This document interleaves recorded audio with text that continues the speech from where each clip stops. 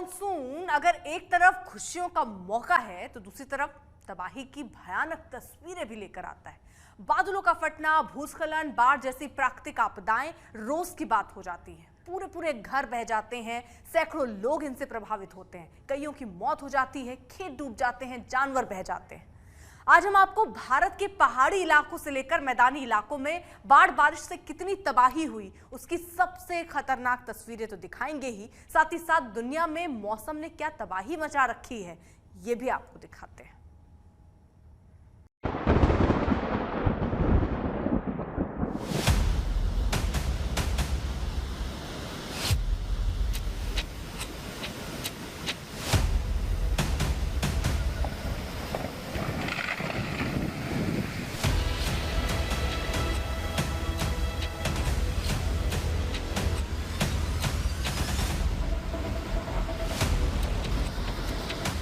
तबाही की ये सिर्फ शुरुआत है। कुदरत के रौद्र रूप की ये सिर्फ झलकी है। जुलाई का महीना, मॉनसून शुरू हो चुका है और साथ ही शुरू हो चुकी है तबाही भी। आज मौसम की मार की 10 सबसे खतरनाक तस्वीरें देखिए।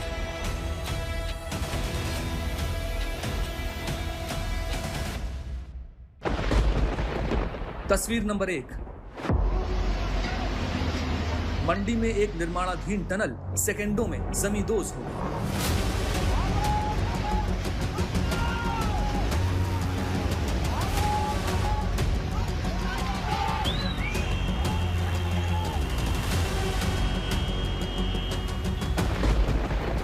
तस्वीर नंबर 2। जमीन खोदने वाली मशीन खुद जमीन में धंस गई।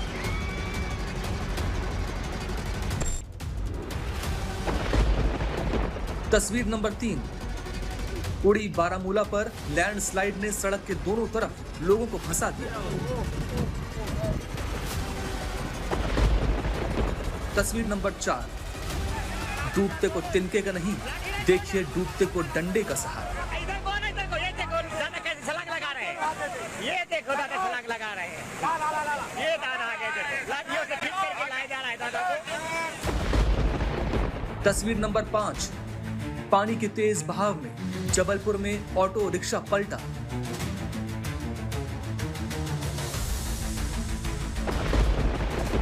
तस्वीर नंबर 6। बुलडोजर से कैसे नदी के आर पार पुल बना दिया गया।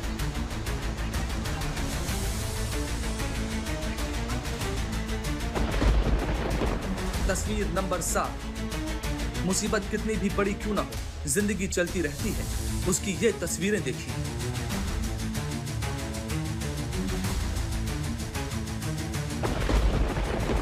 तस्वीर नंबर 8। तेज बहाव होने के बावजूद नदी में नहाते इन लोगों को शायद जान की परवाह नहीं।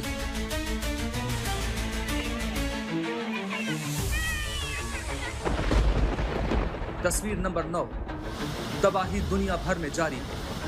चीन में बाढ़ की ये तस्वीरें देखिए।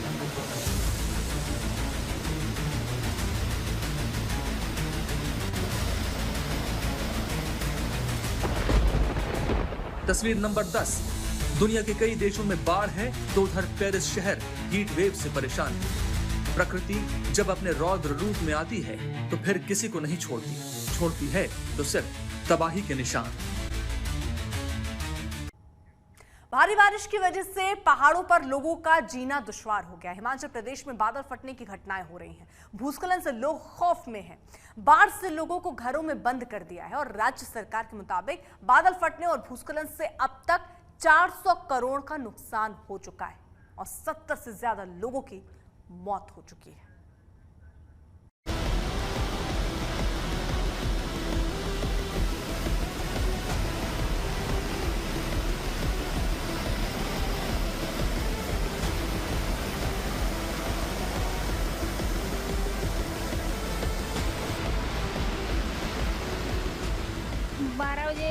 इतनी बारिश लगी कि इतनी हमने कभी देखी नहीं थी। मेरा घर पीछे का 2 घर थे सारे समाप्त हो चुके। पैसा जितना हाल तक जॉब में कमाया था वो समाप्त हो चुका है। गहने वगैरह सोना चांदी सारा कुछ ही है, कुछ नहीं बचा है। जो कपड़े पहने हुए ही है। मलबा तो 20 फुट के करीब है सर। 20 फुट हाँ जी, मलबा हाँ जी। सड़क से। गौशाला भी चले गई, हमारी गाय चले गई, बेटू चले गए। यहाँ पे कम से कम 18 घर बह चुके हैं, खंडर बन चुके हैं। हिमाचल प्रदेश में शहर शहर बारिश और बाढ़ का जोर है।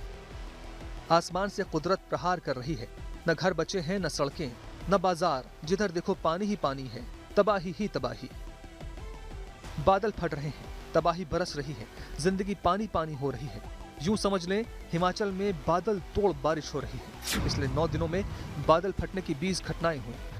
हिमाचल के अलग अलग शहरों में 6 बार फ्लैश फ्लड ने भारी तबाही मचाई है।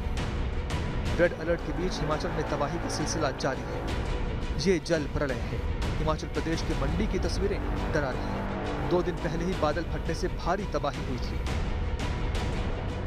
घर ये सारे डैमेज पूरे घर डैमेज है सर। जैसे ये दिख रहे हैं, पूरा घर डैमेज और पूरा बाजार ही डैमेज है। अभी बारिश फिर शुरू होगी। बारिश फिर शुरू होगी। अभी भी डर के माहौल में जी रहे हैं लोग। कपड़े वगैरह सारे भीगे, सारा कुछ। ये तो अभी निकाले मुश्किल, पहनने के लिए कपड़े ना चप्पल वगैरह कुछ नहीं।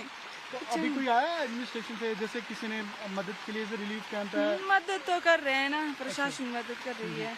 ये पूरे दुकान में मलबा घुसा है जी सर। कितने फुट तक? सर कम से कम 10-15 फुट। पानी अभी भी है? हाँ पानी तो अभी भी है सर यहाँ। एक तरफ नदी का रौद्र रूप दिख रहा है, दूसरी तरफ सैलाब के बाद का मंजर देखिए। कैसे पुल का एक हिस्सा ही पानी की तेज रफ्तार में बह गया। हम जी सोए थे 12 बजे के टाइम, बहुत ज्यादा बारिश हुई। उसकी वजह से हमारे बहुत ज्यादा नुकसान हुआ। गौशाला थी हमारी, वो चला गई, उसमें बकरा था वो चला गया। और क्या बोलते कि हमारे घर के 13 कमरे हैं तो बिल्कुल खत्म हो चुके हैं, क्योंकि ऊपर से बहुत ज्यादा मिट्टी आई। बाहर इतनी बारिश हो रही थी कि निकलना मुश्किल हो गया था। फिर जैसे करके बाहर निकले तो देखा कि पूरे पानी पानी था। ऐसे करके फिर मैं दूसरी मंजिल पे चढ़ा, फैमिली को देखा कि सही है कि सलामत है। उसके बाद मैंने घर के चारों ओर चक्कर लगाया तो देखा कि मैंने अपने घर के चारों ओर देखा कि एक लंबी लाइन खींच चुकी थी जो कम से कम 2 फुट की थी। फिर मैंने जल्दी से अपनी फैमिली को बाहर निकाला। उसी के 5 मिनट के बाद जब मैंने अपने घर को देखा, निचली साइड की है कि, तो मैंने देखा टॉर्च को लगा के कि मेरा घर नीचे हवा में बह गया। मंडी में बादल फटने के बाद बर्बादी की वजह से हालात खराब हो गए हैं। पानी और मलबा लोगों के घरों तक में घुस गया और सड़कें दलदल में तब्दील हो गई हैं। 3 दिन से आपदा यहाँ पर हुई है और 3 दिन से ये मंजर यहाँ पर पूरा है। लोग अभी भी इस कार्य में जुटे हैं कि उनका सामान जो है वो बच चुके। यहाँ पर देखिए कितने घर थे जो वॉश अवे हैं, जो यहाँ से बहकर तबाह हो चुके हैं। और अभी भी हल्की बारिश ने लोगों को चिंता में ज़रूर डाला है कि कैसे यहाँ से बचा जाए, कैसे यहाँ से रेस्क्यू होगा, कैसे यहाँ से फिर वो दिन जो उनके लिए अच्छे दिन थे वो कैसे लौटेंगे। क्योंकि यहाँ पर वो अच्छे तरीके से रह रहे थे, खा रहे थे, कमा रहे थे, लेकिन इस आपदा ने उनके लिए एक ये दिक्कत परेशानी पूरी खड़ी कर दी है कि लोगों के लिए घर नहीं है रहने के लिए, खाने के लिए खाना नहीं है और सराय में या फिर रिलीफ कैंप्स में अपने दिन काट रहे हैं। 9 जुलाई तक हिमाचल के कई जिलों में भारी बारिश को लेकर ऑरेंज अलर्ट जारी किया गया है। मनाली और मंडी में फिर से बादल फटने की आशंका जताई गई है। मंडी, कुल्लू, सिरमौर, शिमला सहित भूस्खलन की वजह से 246 सड़कें बंद हैं। बादल फटने से राज्य में 18 घर पूरी तरह तबाह हो गए हैं। 70 घरों को नुकसान पहुंचा है। ये मंडी पे डेफिनेटली बहुत संकट आया है। ये जो इतना बादल फट गए हैं और कई जगहों पे जो है पानी भर गया है। पानी भरने के कारण जो है लोगों में बाढ़ टाइप एक स्थिति आई हुई है। कनेक्टिविटी सारी खत्म हो गई है। खासकर जिस एरिया में सबसे ज्यादा त्रासदी हुई है, जो सिराज का थुनाग के तरफ के एरिया हैं, तो उनमें जो है कनेक्टिविटी थी नहीं। लेकिन फिर भी हमारा जो प्रशासन है, हमारी जो सरकार है, वो पूरी नज़र बनाए हुए है। ऐसा नहीं होता कि कनेक्टिविटी नहीं है तो हमारा काम जो है वो रुक जाता है। चाहे वो डीसी को लेकर हो, बाकी चाहे स्थानीय अधिकारी हो, उनको लेकर संपर्क बना के रखना और उनको जो चाहे वो राहत को लेकर, चाहे रिलीफ को लेकर या किसी तरह की और सुविधा को लेकर जो प्रभावित लोग हैं उनसे उनको जो है निर्देश देना, वो सब काम तो हमारा चालू रहता है। लेकिन कनेक्टिविटी का थोड़ा इशू था, तो वो आज जिस तरह से रोड जो है फिर से रिस्टोर किया गया है तो हम अब पहुंच रहे हैं। रेस्क्यू ऑपरेशन की ये तस्वीरें हिमाचल प्रदेश के ऊना की हैं। 5 लोग ऊना की स्वान नदी में मछली पकड़ने के लिए उतरे थे, लेकिन पहाड़ी क्षेत्रों में हुई भारी बारिश के कारण स्वान नदी में जल स्तर बढ़ गया और 5 लोग नदी की जलधारा में फंस गए। गनीमत ये रही कि समय रहते इसकी सूचना प्रशासन को पहुंच गई। खबर मिलते ही ऊना पुलिस और फायर ब्रिगेड की 2 टीमें नदी में फंसे लोगों को बचाने में जुट गईं। काफी मशक्कत के बाद सभी 5 को बचा लिया गया। कुल्लू और आसपास के इलाके में बादल फटने के बाद से नदियां उफान पर हैं। लगातार होती बारिश ने हालात और खराब कर दिए हैं। थुनाग इस समय हम मौजूद हैं और जिस तरीके की तबाही यहाँ पर हुई है, ग्राउंड जीरो पर आप तस्वीरें देखिए। घर हो, दुकान हो, 400 से 500 घर और दुकानें ऐसी होंगी यहाँ पर जिनकी तबाही हुई है। लोग अभी भी अपने सामान को, अपने घर से बचे अवशेषों को निकालकर साफ करने की कोशिश कर रहे हैं। आप देखिए किस तरीके से मलबा पूरे घर में घुसा और क्या यहाँ पर उस समय मंजिल रहा होगा तबाही का। और ये आप साफ कर रहे हैं, आपकी दुकान थी जी? जी, एक दुकान में भी है किया इनकी। अच्छा जी, हमारा घर ये वाला मकान है इधर। जी, यहाँ नीचे शटर था वो खत्म हो गया, पीछे कमरे एक मंजिल सारी खत्म हो गई। यहाँ ये 20 फुट मलबा है? हाँ सर, इतना तक हो सकता है, ज्यादा भी हो सकता है सर। इससे जब बारिश हुई कहाँ गए, कैसे बचाया? सर हम पीछे खिड़की से भागे और उधर को खेत को निकले पीछे। किस तरीके की तबाही यहाँ पर हुई है, क्या मंजर रहा होगा। और कोई घर ऐसा नहीं है यहाँ थुनाग में, मेन मार्केट में थुनाग की, जो इस त्रासदी से बचा हो, इस आपदा से, डिजास्टर से इससे बचा हो।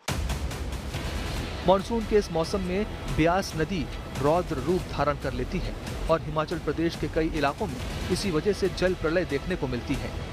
ऊपर से बादल फटने के बाद अनियंत्रित हुआ पानी अपने साथ मलबे और पत्थरों को भी लेकर तांडव मचा देता है। 5 जुलाई से लेकर 9 जुलाई तक पूरे प्रदेश में ही बारिश का दौर जारी होगा। इसी दौरान अगर अलर्ट्स की बात करें तो 5 जुलाई की देर रात और 6 जुलाई की अर्ली मॉर्निंग जो स्पेल प्रदेश में विटनेस करेंगे, उसके चलते जो हमारे डिस्ट्रिक्ट हैं, जिसमें डिस्ट्रिक्ट कांगड़ा, मंडी और सिरमौर है, यहाँ पे वेरी हैवी और एक्सट्रीमली हैवी बारिश होने की संभावना है। और इसको देखते हुए इन 3 डिस्ट्रिक्ट में 6 जुलाई का रेड अलर्ट जारी किया है। जो बाकी डिस्ट्रिक्ट हैं सिवाय लाहौल स्पीति और किन्नौर के, वहाँ पे heavy to very heavy rainfall का ऑरेंज अलर्ट है 6 जुलाई के लिए। उसके उपरांत 7 जुलाई को पूरे प्रदेश में देखिए जो बारिश का क्रम जैसे मैंने कहा कि जारी रहेगा। और इसी दौरान जो डिस्ट्रिक्ट हैं आपके ऊना, बिलासपुर, हमीरपुर, जो मध्यवर्ती डिस्ट्रिक्ट हैं, चंबा, कांगड़ा, कुल्लू, मंडी, शिमला, सोलन, सिरमौर, यहाँ पे heavy to very heavy rainfall का जो दौर जारी रहेगा। और 7 जुलाई को ओवरऑल ऑरेंज अलर्ट है। उसके बाद देखिए 8 जुलाई में वेदर की इंटेंसिटी में कमी जरूर आएगी, पर फिर भी 8 जुलाई को भी बारिश का क्रम प्रदेश में जारी रहेगा। और कुछ एक डिस्ट्रिक्ट में हैवी रेनफॉल होने की संभावना है, जिसमें जो हमारे डिस्ट्रिक्ट हैं हमीरपुर, चंबा और कुल्लू, यहाँ पे हैवी रेनफॉल हो सकती है। और जो बाकी डिस्ट्रिक्ट है यहाँ पे heavy to very heavy rainfall होने की संभावना है इसी दौरान। कुछ दिन पहले की ये तस्वीरें देखिए। मंडी में एक सुरंग का निर्माण कार्य चल रहा था। यहाँ बड़ी संख्या में मजदूर मौजूद थे। तभी टनल की एंट्री पॉइंट से बिल्कुल सटी जमीन खिसक पड़ी। देखते ही देखते वहाँ अफरा तफरी मच गई। मजदूर जान बचाकर भागने लगे। भूस्खलन का मलबा टनल के एंट्री पॉइंट तक पहुँच गया। ये टनल पठानकोट मंडी प्रोजेक्ट के तहत बनाई जा रही थी। पठानकोट से मंडी तक 4 लेन का निर्माण कार्य चल रहा है। प्रोजेक्ट के तहत मंडी शहर को बाईपास करने के लिए 3.5 किलोमीटर की 2 सुरंगों का निर्माण किया जा रहा है। लेकिन हिमाचल में लगातार हो रही बारिश की वजह से अब महीनों के लिए काम बंद हो गया है। उत्तराखंड में आसमान से आफत बरस रही है। कहीं बादल फट रहे हैं तो कहीं पहाड़ दरक रहे हैं। गंगा, अलकनंदा सब खतरे के निशान से ऊपर बह रही हैं। हालात इतने गंभीर हैं कि चारधाम यात्रा रोकनी पड़ी है। यात्री फंसे हुए हैं, रास्ते बंद हैं, राहत बचाव में सुरक्षा बल जुटे हैं, लेकिन मौसम की मार थमने का नाम नहीं दे रही।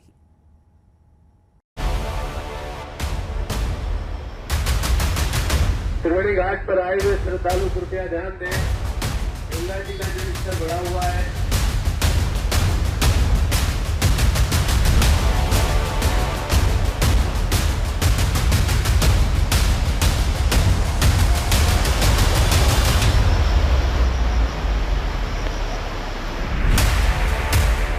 मॉनसून की शुरुआत के साथ ही उत्तराखंड में कहर बनकर बरस रही है बारिश। कहीं बादल फट रहे हैं तो कहीं भूस्खलन ने पूरी की पूरी सड़कें निगल ली हैं।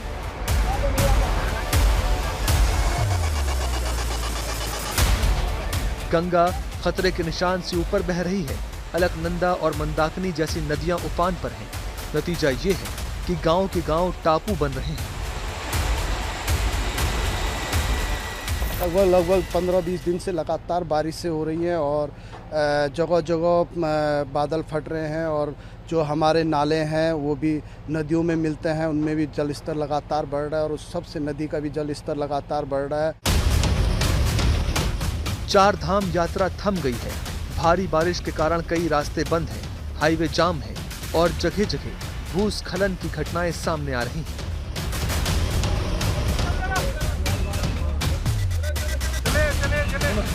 केदारनाथ धाम जाने वाले और लौटने वाले दोनों यात्री फंस गए हैं। एसडीआरएफ के जवान सुरक्षित रास्ता देकर लगातार उन्हें निकालने की कोशिश कर रहे हैं।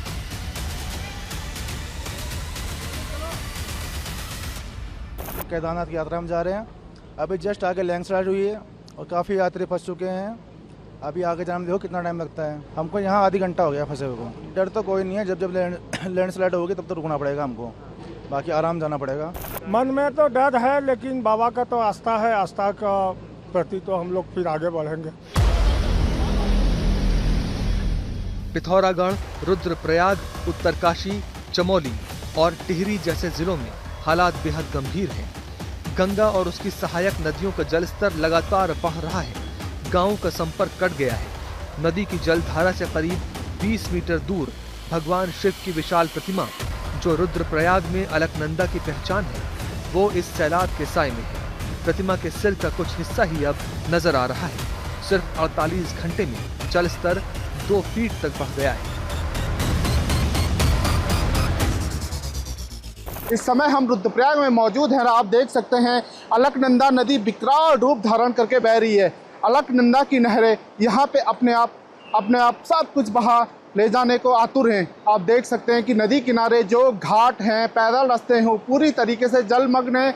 कई स्थानों पर तो जो नदी किनारे के घर हैं वहाँ तक पानी पहुँच गया है। तो कहीं ना कहीं बढ़ते जल स्तर के कारण आम जनता के साथ दिक्कतें पैदा हो रही हैं और लगातार हो रही बारिश के कारण बद्रीनाथ और केदारनाथ धाम की यात्रा भी प्रभावित हो रही है। ये ताज़ा तस्वीरें रुद्रप्रयाग के प्रसिद्ध कोटेश्वर गुफा की हैं, जहां शिव गुफा के अंदर तक अलकनंदा की धारा का आक्रमण हो चुका है।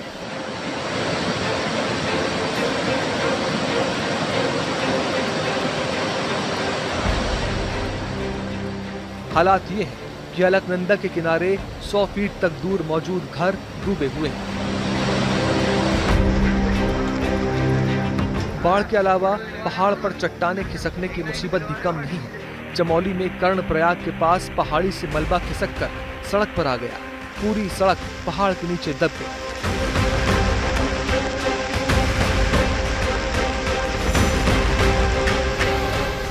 इससे 4 धाम के यात्री ऋषिकेश से दिल्ली जाने वाले या फिर ऋषिकेश से बद्रीनाथ हेमकुंड साहिब जाने वाले तीर्थ यात्री फंस गए हैं। त्रिवेणी घाट पर आए हुए श्रद्धालु कृपया ध्यान दें, गंगा जी का जलस्तर बढ़ा हुआ है। हरिद्वार और ऋषिकेश में खतरे को लेकर अनाउंसमेंट हो रहा है। जलस्तर लगातार बढ़ रहा है।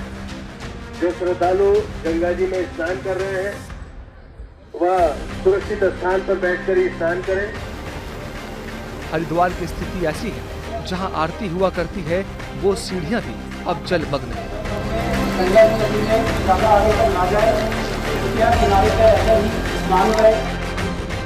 अब सवाल ये है कि हर बरसात के मौसम में उत्तराखंड त्रासदी की भूमि क्यों बन जाता है? आखिर उत्तराखंड में नदियां इतना उफान पर क्यों आ जाती हैं? इसका जवाब सिर्फ आसमान से बरसती बारिश नहीं है।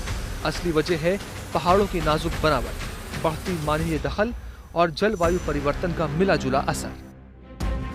हिमालय क्षेत्र में बहने वाली नदियां जैसे गंगा, अलकनंदा, मंदाकिनी और भागीरथी ग्लेशियरों से निकलती हैं।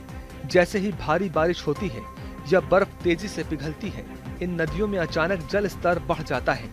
ऊपर से बादल फटने जैसी घटनाएं और ताबड़तोड़ भूस्खलन हालात को और बिगाड़ देते हैं। दूसरी बड़ी वजह है पहाड़ों का बेतरतीब विकास। सड़कें चौड़ी करने के लिए पहाड़ों की कटाई, सुरंगों की खुदाई और अंधाधुंध निर्माण से भूमि की पकड़ कमजोर हो जाती है। जंगलों की कटाई ने मिट्टी की नमी और पकड़ दोनों छीन ली है। नतीजा यह है कि पानी सीधा बहता है, जमीन में समाने की गुंजाइश नहीं रहती। तीसरी वजह है जलवायु परिवर्तन। मौसम का मिजाज अब बेहद अस्थिर हो गया है। कभी सामान्य बारिश भी अचानक भारी बारिश में बदल जाती है, जिससे छोटी नदियां भी समंदर बन जाती हैं।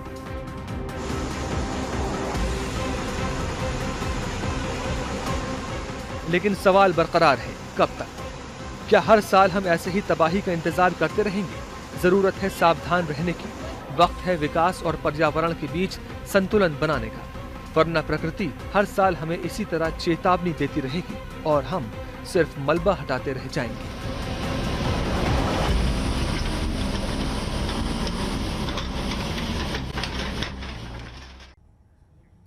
जब भी देखिए बारिश का मौसम आता है तो प्राकृतिक घटनाएं जो सबसे भीषण तबाही लाती हैं वो होती हैं लैंडस्लाइड और फ्लैश फ्लड। इससे जानमाल का भारी नुकसान होता है। ये ऐसी तबाही की तस्वीरें हैं जिनसे उबरने में कई साल लग जाते हैं।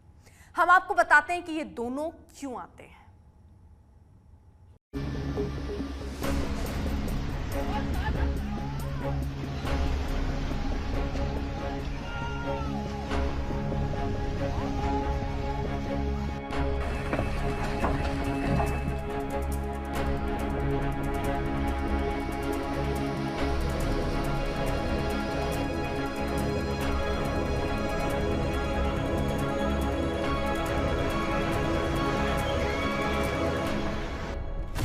भूस्खलन सबसे खतरनाक प्राकृतिक आपदाओं में से एक। पूरे पहाड़ जब अपनी जमीन छोड़ने पर आमादा हो जाएं, तो उनके सामने पड़ने वाले इंसानों की हस्ती कितनी छोटी और मजबूर नजर आती है। भूस्खलन अपने रास्ते में पड़ने वाली हर चीज को तबाह करने की ताकत रखता है। सड़कें, घर, पेड़, खेत, सब कुछ। भारतीय भूवैज्ञानिक सर्वेक्षण के अनुसार भारत का लगभग 0.42 मिलियन वर्ग किलोमीटर क्षेत्र यानी लगभग 12.6% हिस्सा भूस्खलन के प्रति संवेदनशील है। 2015 से 2022 के बीच 3,782 भूस्खलन की घटनाएं दर्ज की गईं।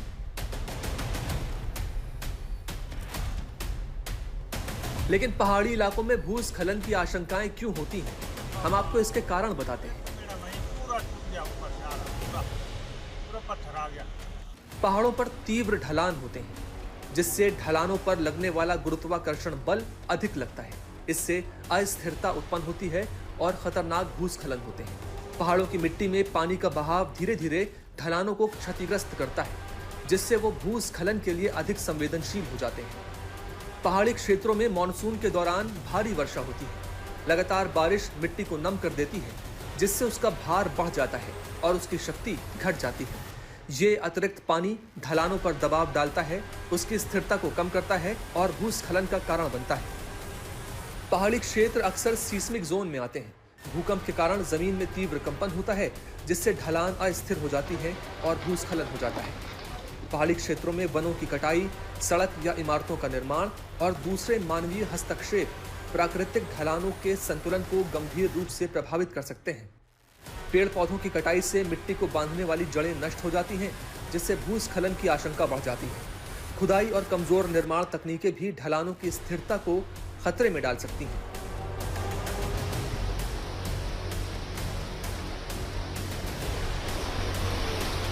उत्तराखंड और हिमाचल प्रदेश जैसे पहाड़ी इलाकों पर फ्लैश फ्लड भी आजकल मानो आम बात हो गई है। बादलों के फटने से फ्लैश फ्लड या अचानक बाढ़ आ जाती है और वो अपने साथ सब कुछ बहा ले जाती है। हम आपको बताते हैं फ्लैश फ्लड क्या होती है और क्यों आती है। दरअसल पहाड़ी इलाकों में अत्यधिक भारी वर्षा के 6 घंटों के अंदर ही बाढ़ का खतरा बढ़ जाता है। फ्लैश फ्लड कई कारणों से आ सकते हैं, लेकिन ज्यादातर मामलों में ये तूफान के कारण होने वाली भारी बारिश के कारण होते हैं। फ्लैश फ्लड बांध या तटबंध के टूटने या मिट्टी के धंसने के कारण आ सकते हैं। मिट्टी का प्रकार, उसका घनत्व या मिट्टी में जल सामग्री तय करती है कि बाढ़ की तीव्रता कितनी होगी। शहरी क्षेत्रों में भी कम समय में बाढ़ आने की आशंकाएं होती हैं। शहरी क्षेत्रों में पक्की सतहें पानी को जमीन में घुसने नहीं देती और पानी बहुत तेजी से निचले स्थानों पर चला जाता है।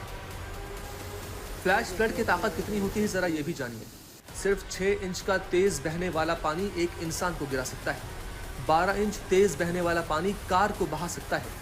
एक सामान्य फ्लैश फ्लड 1.34 हॉर्स पावर प्रति वर्ग मीटर ताकत पैदा कर सकता है। फ्लैश फ्लड में इतनी ताकत होती है कि वो ब्रिज, बिल्डिंगें, पेड़ सबको तबाह कर सकते हैं।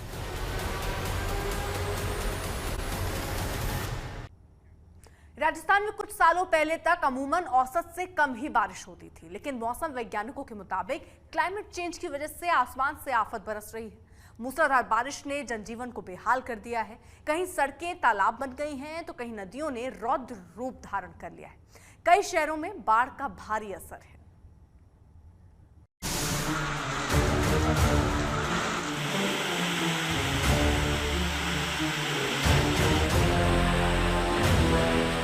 मैं डैश में बात कर रहा हूँ, पोल खुल गई है इन लोगों की, हालत खराब कर दी थोड़ी सी बारिश में। देखो अभी तो ये प्री मानसून खत्म हो गया, मानसून की पहली बारिश है, ये टेलर है, अभी फिल्म बाकी है। पहली बारिश है, अभी तो 2 महीने पड़े बारिश के, ये हाल है अभी भी। इसको अपन मूसलाधार वर्षा कह रहे हैं ना, वो तो पहला पानी है इस मौसम का।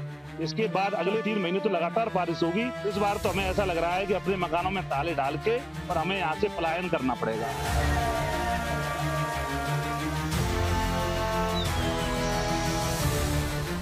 राजस्थान जो कभी रेगिस्तान कहलाता था,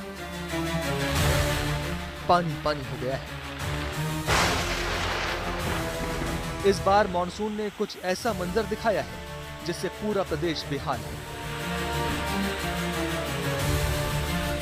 अजमेर की हालत देखिए, गाड़ियां सड़कों पर बह रही हैं।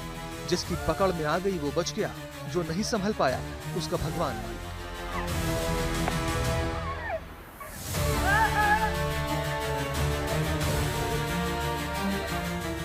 ऐसी बारिश हुई कि घंटे भर में शहर की तस्वीर बदल गई। शहर के लोग बारिश के बाद हुए जल जमाव का ऐसा मंजर देख रहे थे मानो सड़कों के ऊपर तैरते हुए वाहन चल रहे हैं।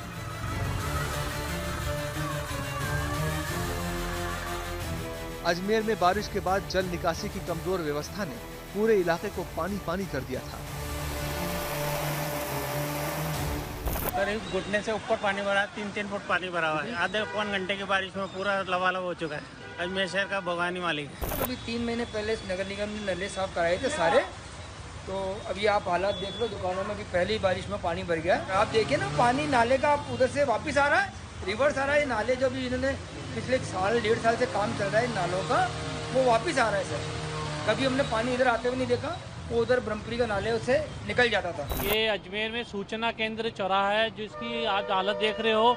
ये पूरा नाला ओवरफ्लो हो गया, सारी गंदगी बाहर आ गई। ये एक नाला यहाँ पे टूटा हुआ है, जिसपे 2 लेडीज तो गिर गई थी, जिसको हमने पकड़ के बाहर निकाला। एक बाइक वाले जा रहे थे जो पूरे अंदर चले गए, उसको पकड़ के हमने बाहर निकाला है।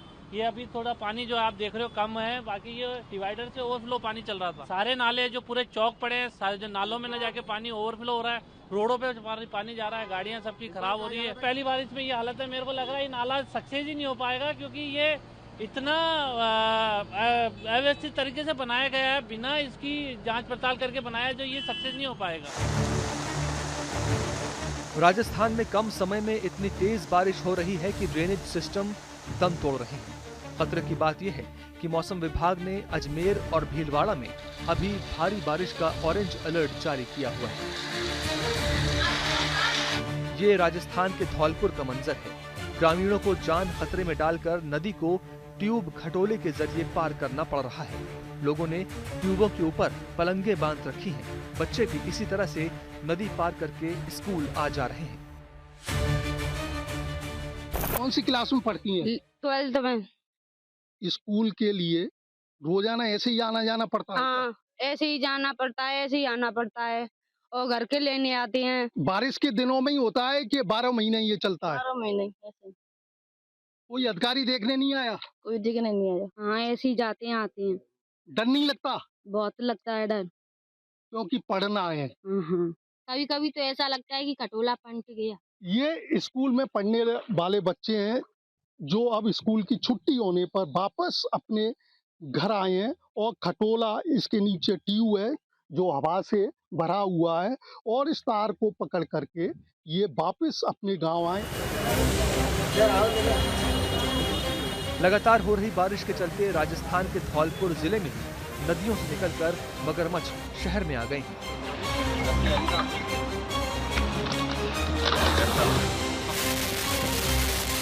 कोटा वालों को भी बारिश से दिक्कतों का सामना करना पड़ रहा है।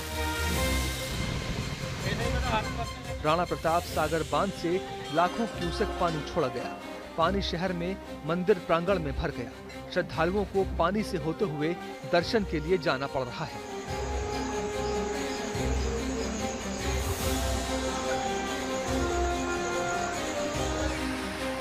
जालौर में कहीं तेज तो कहीं हल्की बारिश का दौर जारी है। सड़कें नदी नालों जैसी नजर आ रही हैं। 12 जिले का शाहबाद इलाका, यहाँ भैंसासुर नदी उफान पर है। श्योपुर से गुना को जोड़ने वाला मेगा हाईवे घंटों बंद रहा। लोग रास्तों में फंसे रहे। पुलिया पर पानी का सैलाब ऐसा बहा कि जिंदगी रुक सी गई। पानी के तेज बहाव ने पुलिया में बड़ा सुराख कर दिया। सवाई माधोपुर में आसमान जैसे कहर बनकर टूटा है। पिछले 2 दिनों से मूसलाधार बारिश का दौर थमा नहीं है और नतीजा ये कि पूरा शहर पानी पानी हो गया है। रणथंभौर सर्किल हो या पुराना शहर, खेरदा हो या ब्रह्मपुरी, हर इलाके में जल भराव की समस्या विकराल हो चुकी है। सड़कें नदियों में तब्दील हो चुकी हैं। दुकानों के सामने पानी का बहाव है और लोगों का घर से बाहर निकलना भी मुश्किल हो गया है।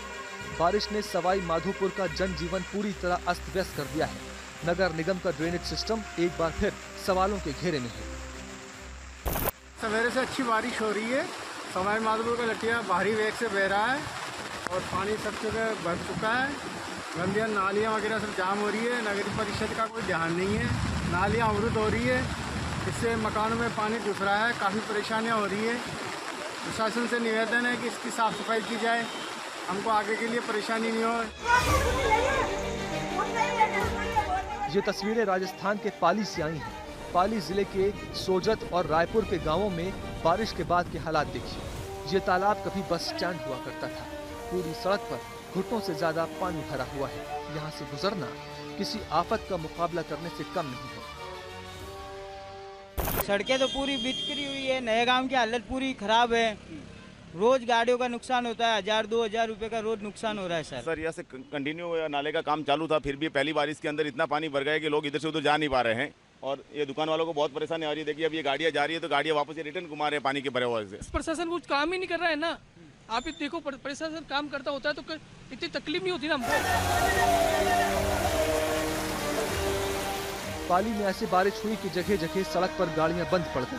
कहीं सरकारी बस को लोग धक्का लगाकर पानी से बाहर निकाल रहे थे तो कहीं ट्रैक्टर से टो करके फंसी हुई कार को खींचा जा रहा था। और जो लोग दोपहिया लेकर निकले थे उनकी हालत सबसे खराब है। कुल मिलाकर राजस्थान इन दिनों बारिश की भयानक मार झेल रहा है।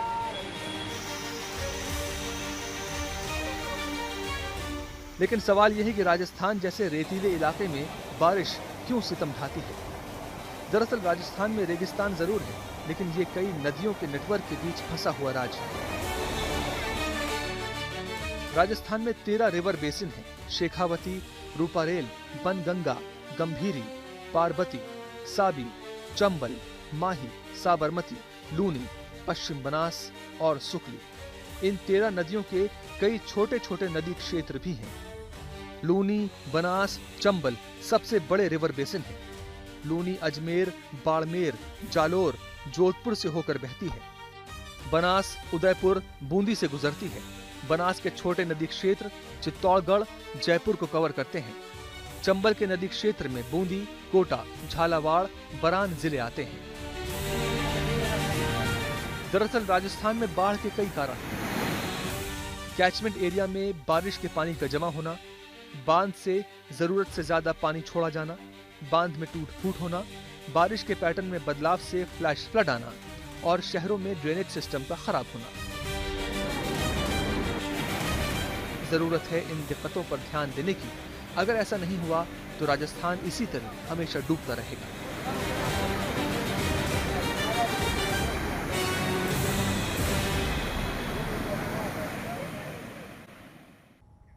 देश के कई हिस्सों में मानसून आफत बन चुका है। मध्य प्रदेश, गुजरात, उत्तर प्रदेश, तीनों राज्यों में बाढ़ और बारिश ने जनजीवन पूरी तरह से अस्त व्यस्त कर दिया है। कहीं सड़कों पर नदियों जैसा नजारा है तो कहीं घरों में पानी घुस चुका है। कई जिलों में हालात बेहद गंभीर हो चुके हैं। राहत और बचाव कार्य जारी है, लेकिन मौसम विभाग ने अभी भी भारी बारिश का अलर्ट जारी किया है।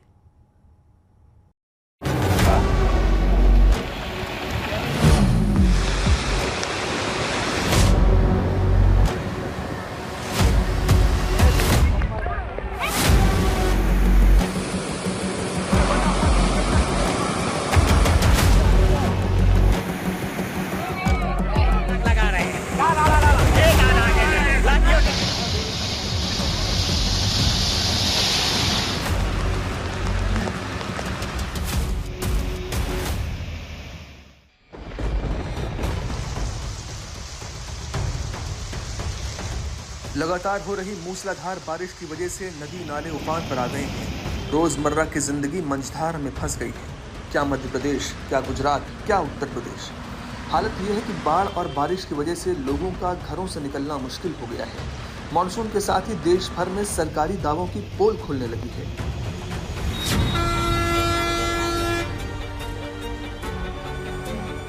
हर साल की तरह इस बार भी प्रशासन ने बारिश से पहले दावे किए थे कि जल भराव नहीं होगा, पानी निकासी की मुकम्मल व्यवस्था कर दी गई है, लेकिन हकीकत फिर वही निकली।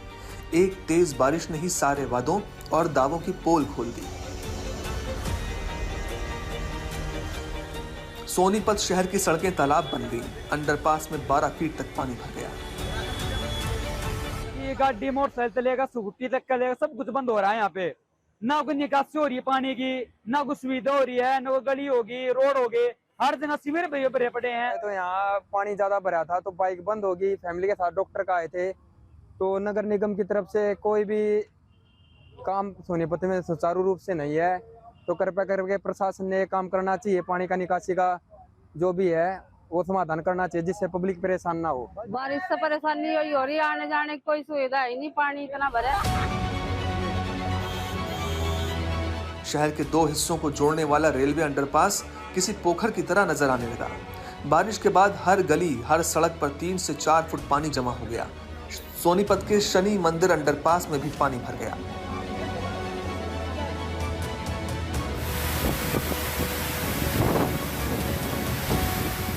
जामनगर में बारिश ने जलाशयों और बांधों को भर दिया। रंजीत सागर बांध ओवरफ्लो हो गया। मजबूरन बांध के गेट खोलने पड़े, जिसकी वजह से पानी मंदिर में घुस गया। 2-3 इंच बारिश होती है तो यही हालत हो जाती है, लोगों को आने जाने में दिक्कत होती है और बहुत पानी भर जाता है यहाँ पे। और वाहन व्यवस्था और ट्रैफिक का कोई सिस्टम है नहीं और तकलीफ आम जनता को बहुत उठानी पड़ती है यहाँ पर। प्रशासन को यही कहना चाहेंगे कि जल्दी से जल्द पानी का निकाल किया जाए और पब्लिक के लिए थोड़ी सहानुभूति दर्शाए और पब्लिक को मदद रूप हो, यही बस हमारा अपील है। गुजरात के सुरेंद्र नगर का हाल देखिए। भारी बारिश के बाद जल जमाव से पूरा इलाका डूब गया।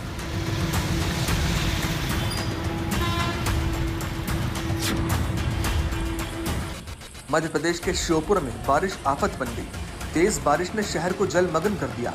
घरों के सामने खड़ी गाड़ियां पानी में डूब गईं। श्योपुर के मेन बाजार में पानी दुकानों तक घुस गया। कलेक्ट्रेट कार्यालय के गेट तक बारिश का पानी भर गया। आज हमारे कम से कम कमर से ऊपर तक पानी था और हम लोगों की सभी 4 व्हीलरें और मोटरसाइकिलें डूब गई। इसमें कम से कम 1 लाख रुपए तक का नुकसान आज हो चुका है। प्रशासन को भी हमने कई बार पहले भी आवेदन देके और इसमें मिट्टी का जल भराव और सड़क बनाने के लिए आवेदन दिया, पर आज दिनांक तक कोई भी कार्रवाई प्रशासन के द्वारा नहीं की गई।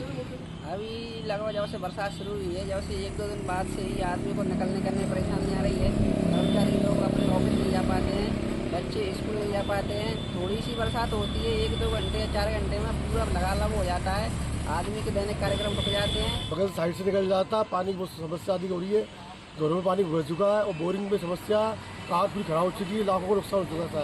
प्रशासन निकलता है, देखता रहता, पटवारी और तुम्हारे ये सरपंच निगम में हो रहे हैं पूरे, सेक्रेटरी ध्यान देता नहीं, पैसे ज़्यादा आपके पैसा मांगता है तो मोबाइल आदि समस्या पानी बहुत घेराव हो चुका है। इस बीच जंगलों में तेज बारिश से सीप नदी भी उफान पर आ गई। बंजारा डैम पूरी तरह ओवरफ्लो हो गया। जरा पन्ना की तस्वीरें देखिए। मनकी गांव में तेज बहाव में देखते ही देखते एक ऑटो रिक्शा बह गया। लगातार बारिश से शिवपुरी में आधी सड़कें पानी में डूब गई हैं। जान जोखिम में डालकर सैलाब के बीच से गांव वाले गुजर रहे हैं। बाइक सवारों का तो हाल बेहाल है। जान हथेली पर रखकर सैलाब को पार कर रहे हैं।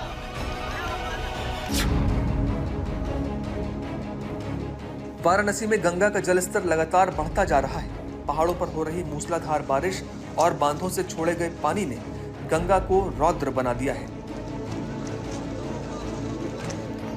पक्के घाटों की ज्यादातर सीढ़ियां डूब चुकी हैं। घाट किनारे के छोटे मंदिर जलमग्न हो गए हैं। चिंताजनक बात यह है कि गंगा का पानी आरती स्थल तक पहुंच गया।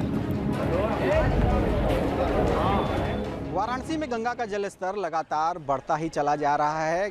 घाटों की सीढ़ियां लगभग डूब चुकी हैं, तो वहीं अब पक्के घाटों का आपसी संपर्क भी टूटना शुरू हो गया। इस समय बनारस के गंगा घाट किनारे मान मंदिर घाट पर हम मौजूद हैं। लगभग 8 मीटर चेतावनी बिंदु से, तो वहीं खतरे के निशान से 9 मीटर गंगा नीचे बह रही है। लेकिन इसका असर अब दिखना शुरू हो गया है, क्योंकि घाटों का संपर्क टूट गया है और आरती स्थल के पास भी गंगा का पानी पहुँच गया है। लगातार लोग यूं ही खतरे को उठाते हुए जान जोखिम में डालकर गंगा को पार कर रहे हैं।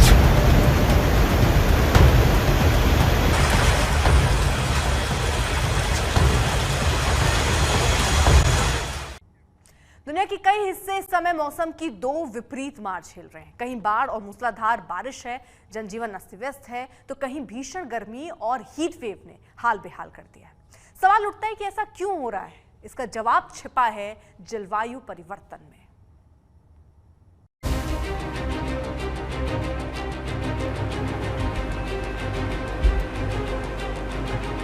अमेरिका के टेक्सास में प्रकृति ने ऐसा कहर बरपाया जिसे शब्दों में बयान करना मुश्किल है।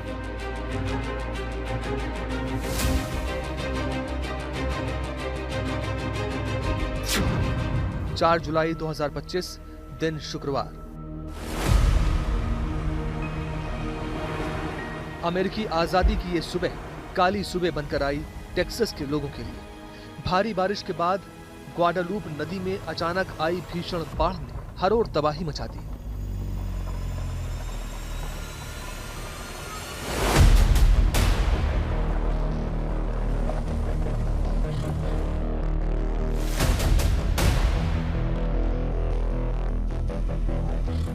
बाढ़ की रफ्तार इतनी तेज थी कि महज 45 मिनट में नदी का जलस्तर 26 फीट यानी करीब 8 मीटर ऊपर उठ गया। सैन एंटोनियो में 15 इंच तक बारिश हुई और उसी के साथ बहने लगी जिंदगियां। नदी के किनारे ही टेक्सास का एक लोकप्रिय समर कैंप मिस्टिक है, जहां छुट्टियां मनाने अलग अलग स्कूलों से करीब 200 बच्चियां पहुंची थी। लेकिन कुछ ही पलों में वो समर कैंप एक डरावनी त्रासदी में तब्दील हो गया। अब तक 51 लोगों की मौत की पुष्टि हो चुकी है, जिसमें बच्चे भी शामिल हैं। कम से कम 27 लड़कियां अभी लापता हैं। कैंप मिस्टिक की ओर जाने वाला हाईवे बह चुका है। कैंप का बिजली और पानी संपर्क टूट चुका है। न मोबाइल काम कर रहे हैं, न इंटरनेट। ऊपर से बाढ़ का पानी अब भी डर दिखा रहा है। रेस्क्यू ऑपरेशन जोरों पर है। 1000 से ज्यादा रेस्क्यू वर्कर्स, 14 हेलीकॉप्टर, 12 ड्रोन, 9 बचाव दल, सभी एक ही कोशिश कर रहे हैं। जो बचे हैं उन्हें सुरक्षित निकालना है और जो लापता हैं उन्हें खोज कर लाना है। प्रधानमंत्री मोदी ने भी टेक्सास की इस बाढ़ पर दुख जताया है। उन्होंने सोशल मीडिया प्लेटफॉर्म एक्स पर पोस्ट कर लिखा, टेक्सास में आई भीषण बाढ़ और बच्चों की मौत की खबर बेहद दुखद है। मेरी संवेदनाएं पीड़ित परिवारों के साथ हैं। फिलहाल हजारों लोग ऊंचे इलाकों पर बनी इमारतों में शरण लिए हुए हैं, लेकिन हालात बेहद मुश्किल हैं। चीन का सिचुआन प्रांत इस वक्त भीषण बाढ़ और मड फ्लो की चपेट में है। भारी बारिश के बाद आई अचानक कीचड़ भरी बाढ़ ने कई गांवों को तबाह कर दिया है।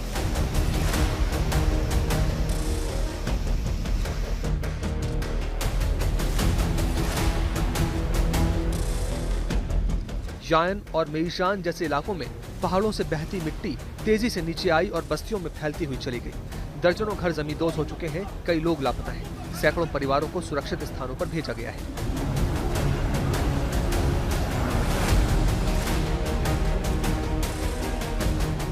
हालत यह है कि सड़कें टूट गई हैं, पुल बह गए हैं और संचार व्यवस्था ठप हो गई है।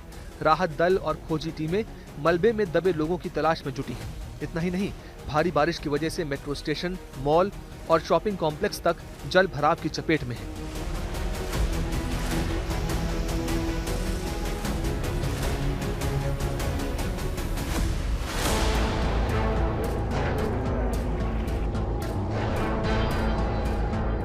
बाढ़ और बारिश का कहर तो देख लिया, लेकिन धरती का एक हिस्सा ऐसा भी है जहां लोग गर्मी से परेशान हैं।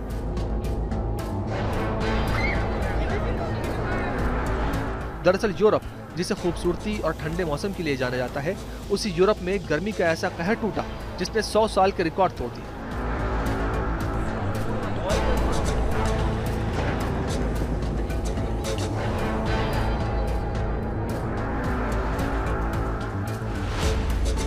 पिछले एक हफ्ते से पुर्तगाल, स्पेन, फ्रांस, इटली और बेल्जियम जैसे देश भीषण हीट वेव की चपेट में है। तापमान कई जगह 45 से 47 डिग्री सेल्सियस तक पहुंच चुका है। कुछ शहरों में तो ऐसा पहली बार हुआ है। स्पेन के एल ग्रेनाडो और ह्यूएल्वा में 46 डिग्री का तापमान दर्ज किया गया। पेरिस, जहां जून जुलाई में तापमान 25 डिग्री रहता था, अब 40 डिग्री सेल्सियस को छू रहा है। बार्सिलोना ने जून में 1914 के बाद सबसे गर्म दिन देखा। पुर्तगाल के मोरा में 46.6 डिग्री तापमान दर्ज हुआ, जो अब तक का सबसे ज्यादा है। बेल्जियम में ट्रेनों पर भी असर पड़ा है। ट्रैक और ओवरहेड लाइन गर्म होने की वजह से ट्रेनें रद्द करनी पड़ी। इटली में तापमान कई हफ्तों से 40 डिग्री सेल्सियस के ऊपर बना हुआ है।